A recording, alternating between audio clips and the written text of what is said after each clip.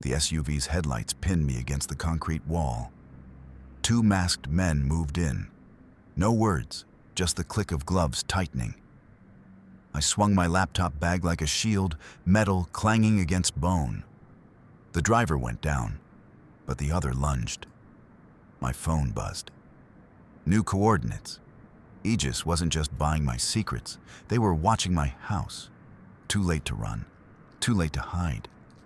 The warehouse door groaned open. One way in, no way out. The final drive burned in my pocket. If I handed it over, I'd be free. If I didn't, I'd be dead. The engine behind me roared to life. The server room hummed with a low-frequency vibration that rattled Marcus Miller's molars. Static electricity clung to his wool suit, raising the hair on his forearms as he navigated the glowing blue aisles of Sterling Logistics. The air was parched, smelling of scorched dust and the sharp metallic tang of ozone. He slid his badge through the reader, and a sterile click echoed against the raised floor tiles, a sound that felt like a gavel striking in the silence of the night. Marcus pulled a stool toward the terminal, his movements practiced and rigid. His fingers danced across the mechanical keyboard, the rhythmic clacking swallowed by the roar of cooling fans that sounded like a distant storm. Lines of green text scrolled across his retinas as he isolated the access logs from the previous 48 hours.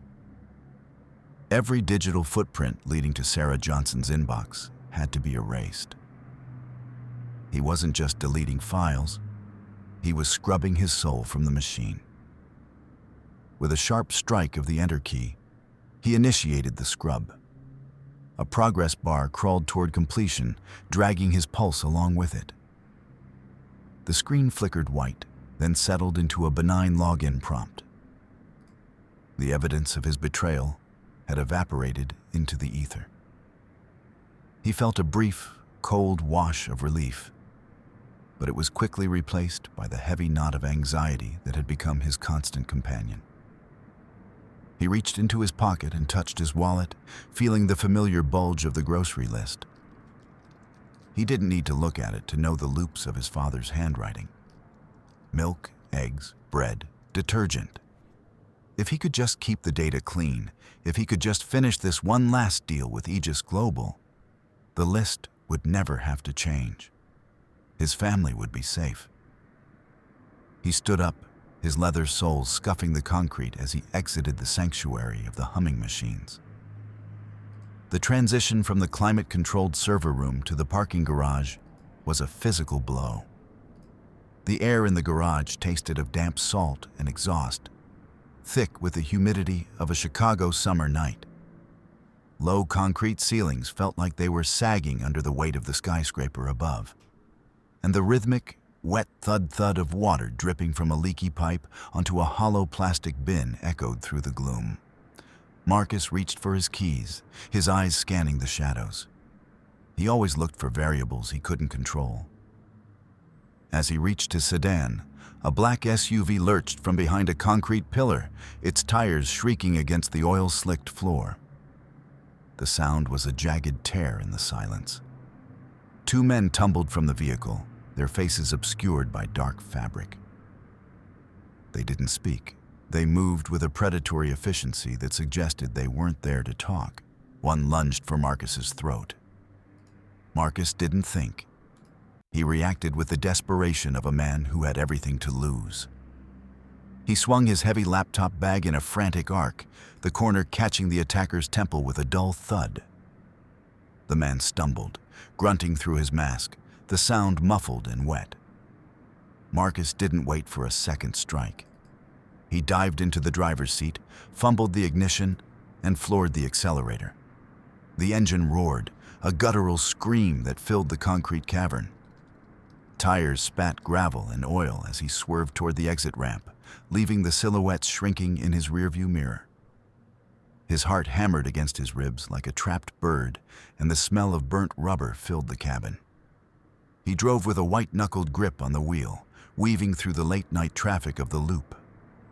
The L train roared overhead, a deafening rhythmic thunder that vibrated through the car's frame and rattled Marcus's teeth. Every 60 seconds, the world turned into a blur of screeching metal and flashing shadows. He needed a sanctuary, a place where the variables were known. He pulled into the shadows of a 24-hour terminal station near the outskirts of the district. Inside the small, cramped IT substation, the air smelled of stale coffee and cigarettes. Michael Davis sat hunched over a bank of monitors, his tie stained with a brown smudge and dark circles under his eyes that looked like bruises. He didn't look up when Marcus entered. He was busy measuring the temperature of a steaming mug with a digital thermometer. He waited until the screen read exactly 140.0 degrees before taking a sip. "The system is leaking, Marcus," Michael said, his voice a gravelly rasp. "I can see the cracks. You're trying to patch a dam with Scotch tape." Marcus leaned over the desk, the smell of Michael's unwashed sweater filling his nostrils. "I don't need a patch, Mike. I need the keys, the final supply chain codes. If the sequence is broken, the safety net fails. You told me you wanted out. This is the way out." Michael looked at him, his eyes reflecting the flickering blue light of the screens. He was a man who had spent 20 years building a fortress, only to be told he was just a janitor. "Sterling doesn't value the fixers," Michael muttered. He began typing, his fingers blurred with speed. "I'm giving you the master routing protocols. If you use these, the entire logistics grid of the Midwest becomes a ghost. No one sees the trucks, no one sees the cargo. It just disappears." Marcus watched as the data transferred to a small, silver drive. It felt heavy in his hand, a physical weight that represented $5 million and a lifetime of security. "Verified," Marcus whispered, the word a habit of his rigid professional life. He thanked Michael with a curt nod, but the IT head was already back to his monitors, troubleshooting a bug that didn't exist just to feel the comfort of a solved problem. Leaving the substation, Marcus felt a surge of adrenaline. He had it. The keys to the kingdom.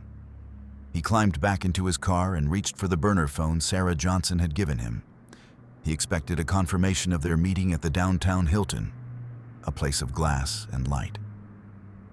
Instead, the screen glowed with a new set of coordinates. His stomach dropped. The map showed a derelict warehouse in the industrial wasteland near the ship canal. Beneath the coordinates was a single line of text. "We saw the garage. You're being followed. Change of plans. Also, Emily says the new curtains look lovely." The blood drained from Marcus's face. The mention of his wife, the specific detail about the curtains they had hung just last weekend. It was a cold blade to the gut. Aegis Global wasn't just a partner. They were a ghost in his house. They had bypassed his home security, watched his private life, and used it as a leash. The air in the car suddenly felt thin, as if the oxygen had been sucked out. He wasn't the one in control. He was a variable being managed by a much larger system. The drive toward the suburbs was a blur of neon and anxiety. His phone buzzed in the cup holder. It was Emily. He swiped the screen with a trembling thumb. "Marcus?" Her voice was thin, vibrating with a suppressed panic that made his hair stand on end. "Marcus, there are men here.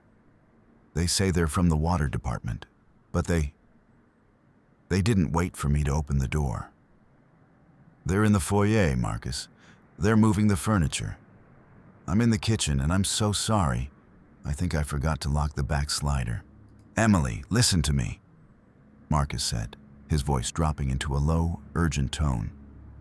"Get out of the kitchen. Go to the basement, lock the heavy door. Do not come out until I tell you." "But they're being so polite," she whispered.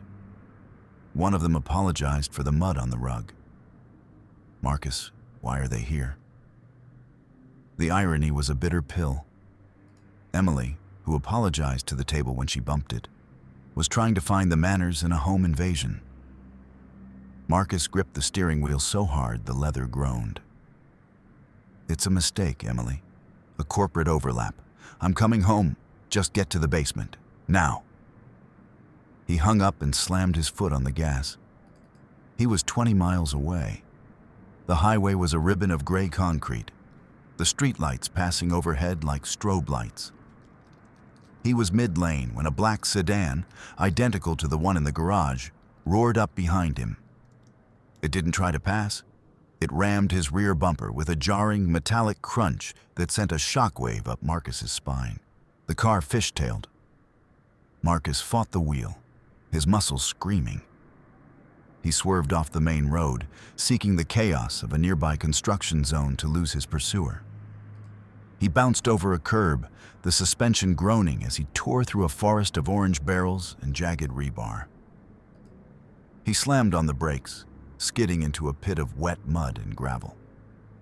He barely had time to unbuckle before his driver's side window shattered. A shower of glass diamonds rained over him, stinging his skin. A man in a high-visibility vest, a faux worker, reached in, his face a mask of cold intent. He wasn't carrying a tool of construction. He held a heavy, rusted tire iron. Marcus kicked the door open with both feet, catching the man in the chest and sending him sprawling into the muck. Marcus scrambled out, his expensive shoes sinking into the sludge. The air here smelled of wet cement and diesel. The amber warning lights of the construction site flashed rhythmically, turning the shadows into jumping, predatory shapes. The attacker lunged again, the tire iron whistling through the air. Marcus ducked, the metal bar missing his ear by an inch and slamming into the car's pillar with a bone-jarring ring. Marcus didn't have a weapon, but he had the environment. He backed away, leading the man toward a narrow structure, a temporary freight elevator used for hauling bricks to the upper levels of a half-finished condo. "Come on!" Marcus shouted, his voice cracking with a mixture of rage and terror. The man charged. Marcus waited until the last possible second, stepping into the skeletal frame of the lift. As the attacker swung the iron, Marcus dodged behind the central pillar and reached for the heavy manual gate. With a roar of effort, he slammed the iron mesh shut. The gate caught the man's arm, pinning it against the frame with a sickening crack of bone. The man screamed, a raw animal sound that was drowned out by the sudden, mechanical whine of the lift. Marcus hit the up button. The elevator groaned, rising slowly. The attacker was forced to drop the tire iron, his arm trapped as he was dragged upward, his feet dangling. Marcus stepped back, gasping for air, his chest heaving. He watched the man ascend into the dark, a trapped shadow in a cage of steel. Marcus didn't wait. He knelt in the mud and picked up the tire iron, then noticed something glinting on the ground where the struggle had begun. It was a lanyard, the kind used for high-security office buildings. He picked it up with shaking fingers. The plastic sleeve contained a photo of the man who had just attacked him. Above the photo, in bold, familiar lettering, were the words, "Sterling Logistics, Security Division." The world tilted. This wasn't Aegis Global. This wasn't a rival firm trying to steal secrets. These were his own people. Robert Sterling, the man who counted ceiling tiles and obsessed over loyalty, was hunting him. He realized with a sickening clarity that he had been played from the very beginning. He retreated to a secluded alleyway 3 blocks away, his car smoking and battered. He needed to know what he actually had. He pulled out his laptop and the encrypted drive Michael had given him. His fingers shook as he bypassed the initial security layers. He needed his leverage.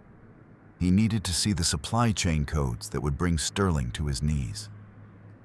Subverted, Marcus opened the drive with a sense of grim determination. He had spent years learning the architecture of this system. He knew exactly where the master files should be hidden, buried under layers of decoy data and ghost directories. This was his masterstroke. If he could prove he held the power to shut down the Midwest's shipping arteries, Sterling would have no choice but to let him walk. He imagined the conversation, the cold, logical exchange, where he traded silence for his family's safety. He felt a surge of professional pride. He was a logistics expert. He knew how to move assets, and right now, he was the most valuable asset in the city. He clicked through the final folder. Relief. The file sizes were enormous, exactly what he expected for high-level proprietary algorithms. He saw the familiar naming conventions Michael used. It was all there. He could almost feel the $5 million hitting his account, the weight of the world finally lifting off his shoulders.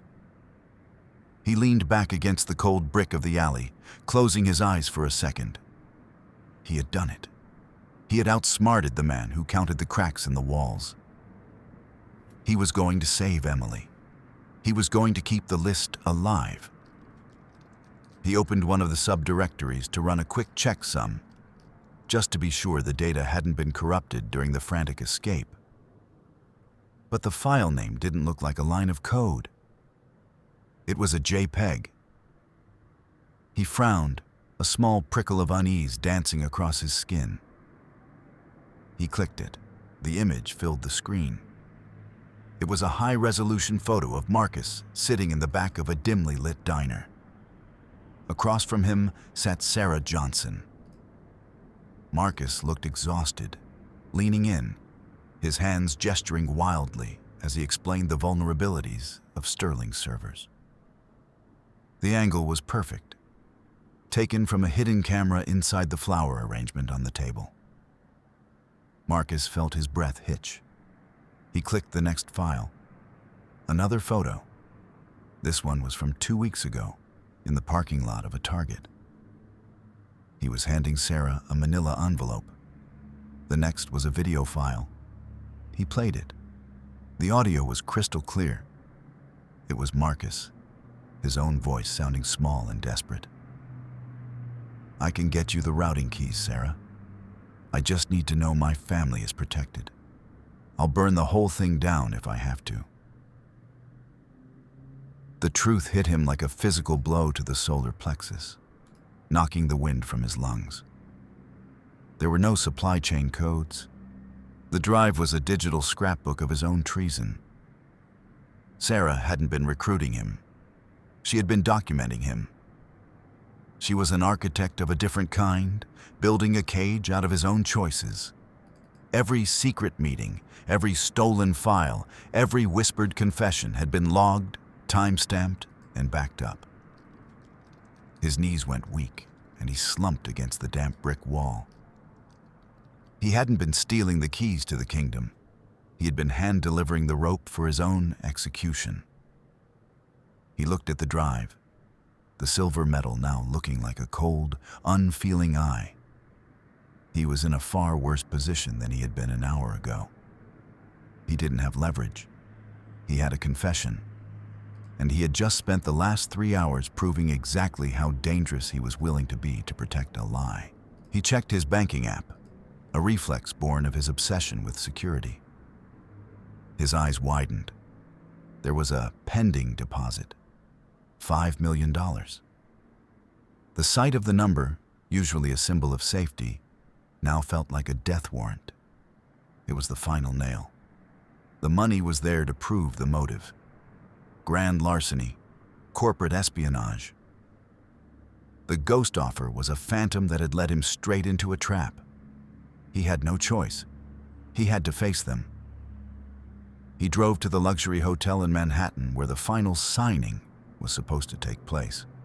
The city felt different now. No longer a grid to be managed, but a vertical canyon of 10,000 eyes. He entered the lobby, his suit ruined, his skin caked with dried mud. The staff looked through him as if he were already a ghost. He stepped into the elevator, the brushed steel walls reflecting his haggard face. A security guard stepped in with him, a man with a weathered face and a scar running through his left eyebrow. James Wilson, no. The elevator began its ascent, the mechanical whir of the cables screaming with metallic fatigue. Halfway up, the car jerked to a violent halt. The lights flickered, then settled into a dim, emergency red. Technical variants? Marcus asked, his voice a hollow shell. James Wilson didn't answer. He didn't look at the ceiling to count tiles. He reached into his jacket and pulled a suppressed handgun, pointing it directly at Marcus's chest. "Marcus Miller," James said, his voice as cold as the steel box they were trapped in. "You are under citizen's arrest for the theft of trade secrets and conspiracy to commit grand larceny. Don't move. The feds are already downstairs."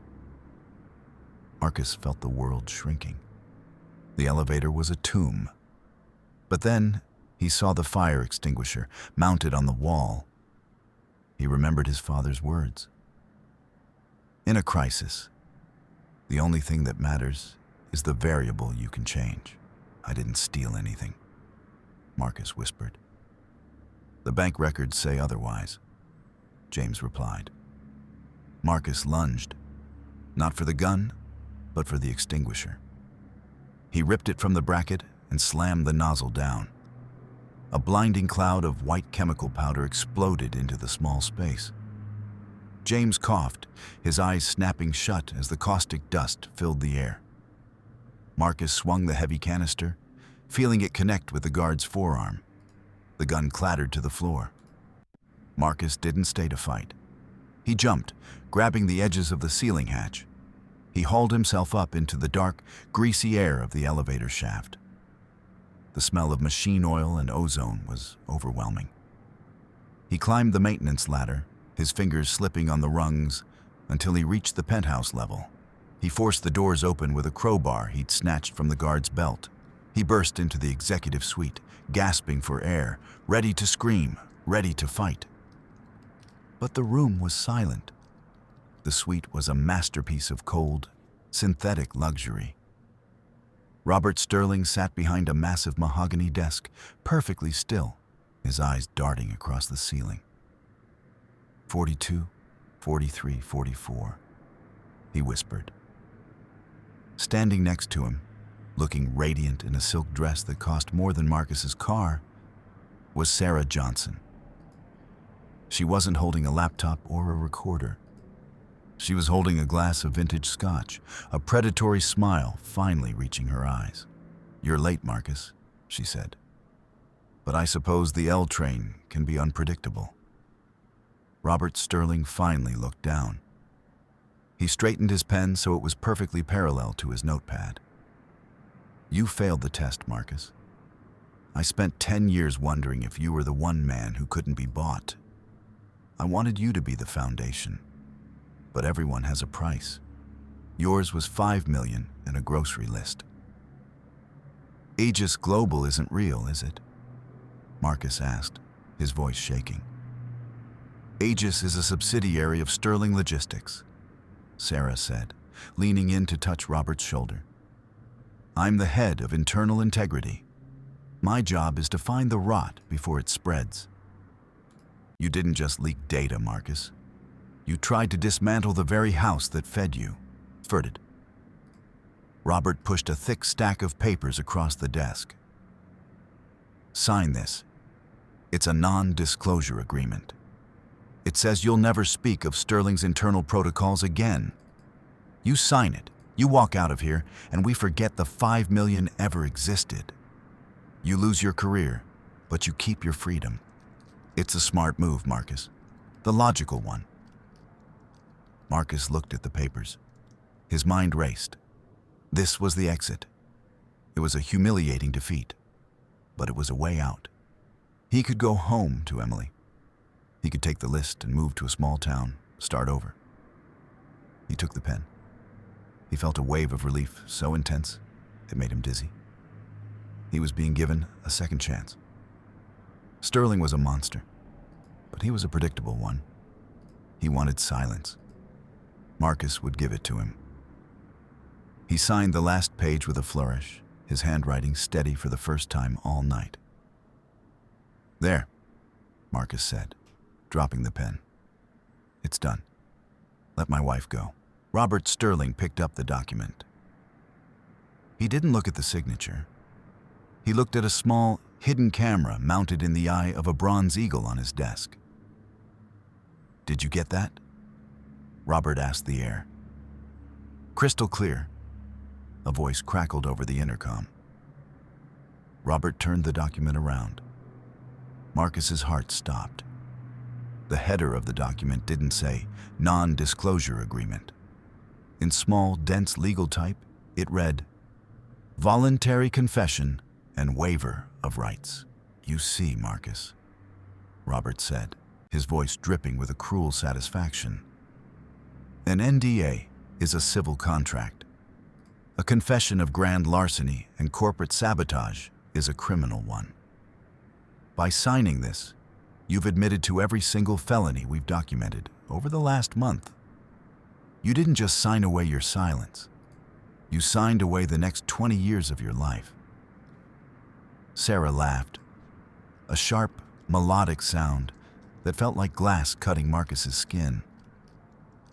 "We didn't need you to be smart, Marcus. We just needed you to be desperate. A smart man would have read the fine print. A desperate man only sees the door." Marcus stared at the paper. He had been tricked again. Every time he tried to take the logical path, they had moved the goalposts. He wasn't just a failure. He was a prisoner of his own desire for a safety net. He looked at his hands, covered in ink and mud, and realized he had become the very clerical error that had destroyed his father. But as he looked at the high-end paper shredder in the corner, a gold-plated birdcage that was currently humming, a new thought occurred to him. He was a logistics expert. He knew how systems moved, and he knew something Robert Sterling didn't. "You think you've won because you have a confession," Marcus said, his voice suddenly calm, a low vibration that matched the hum of the room. "But you forgot one variable, Michael Davis." Robert frowned. "The IT drunk? He's already been processed." "Michael didn't give me supply chain codes," Marcus said, leaning over the desk. "He gave me a Trojan horse. It's a dead man's switch, Robert. I installed it this morning before I scrubbed the logs. Right now, that $5 million is moving. Not to my account. It's moving through your offshore tax havens. It's hitting the Caymans, then Switzerland, then the IRS's whistleblower portal. Every cent is flagged with your private digital signature." Robert's face went from granite to ash. He lunged for his keyboard. "It's too late," Marcus said. "The servers are already purging. You can have my confession, Robert. But the feds are going to be much more interested in 30 years of tax evasion. Unless, of course, you delete that recording. And you call off the maintenance crew at my house." The silence in the room was absolute. The only sound was the rhythmic tick-tick-tick of the gold-plated shredder. Robert Sterling, the man who counted everything, realized he had finally lost count. "Deleted," Sterling hissed to Sarah. Marcus watched as she deleted the video file, her predatory eyes now full of a simmering rage. He took the confession from the desk and fed it into the shredder. The machine shrieked as it tore the paper into 1,000 white ribbons. "The guard in the elevator," Marcus said, pausing at the door. "James Wilson. He wasn't yours, was he? I saw the way he looked at the ceiling. He wasn't counting tiles. He was looking for cameras. He's a private investigator hired by your board of directors, Robert. They've been watching you for months. I just gave him the uncorrupted files of your Swiss accounts. I left them in the elevator." Marcus walked out of the suite, leaving them in the ruins of their own making. He stepped out of the hotel and into the New York rain. It was a freezing, relentless downpour that soaked through his wool suit. But for the first time in years, he didn't feel the weight of it. He walked through the crowded streets of Manhattan, a ghost among the living. He saw the digital billboards, the flashing lights, the millions of people who didn't know his name.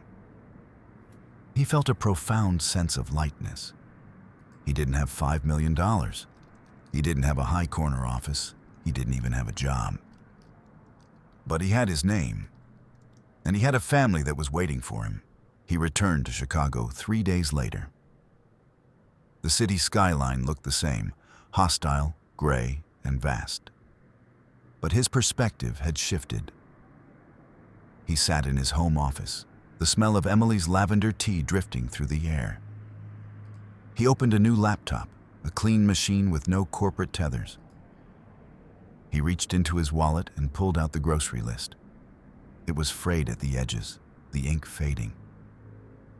He looked at it for a long time and then picked up a pen. He didn't rewrite it. He didn't try to match the handwriting.